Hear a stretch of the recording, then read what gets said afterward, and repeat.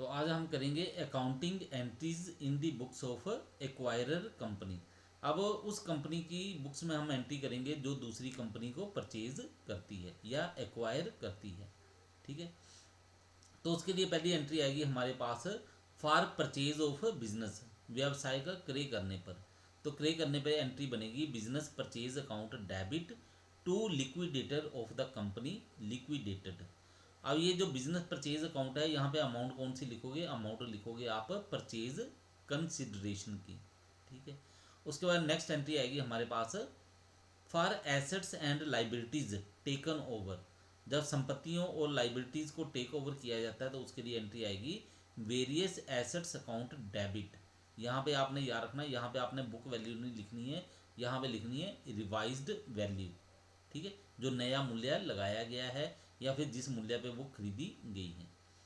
To various liabilities taken over value. ठीक है, जिस मूल्य पे उनको टेक ओवर किया गया है।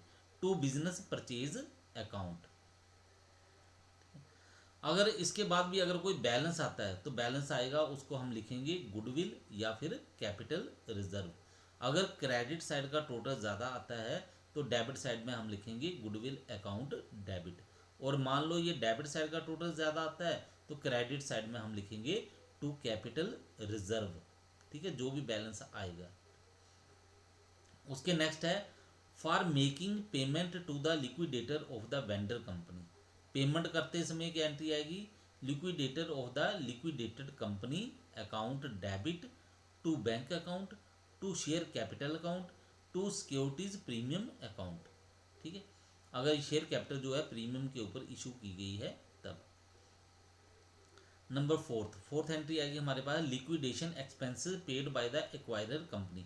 अब ये एक्वायर कंपनी जो है जिसने बिजनेस को एक्वायर किया है, एक्वायरर कंपनी, अगर इसने लिक्विडेशन के एक्सपेंसेस पे किए हैं, ठीक है, समापन का व्यय जो है अगर इसने वहन किया है या इसने भुगतान किया है तो ये एंट्री करेगी goodwill account debit to bank account.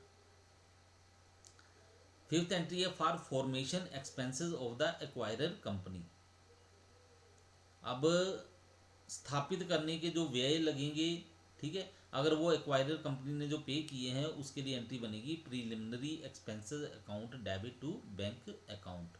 Next entry है हमारे पास when goodwill is written off against capital reserve. तो इसकी एंट्री आएगी capital reserve account debit to goodwill account.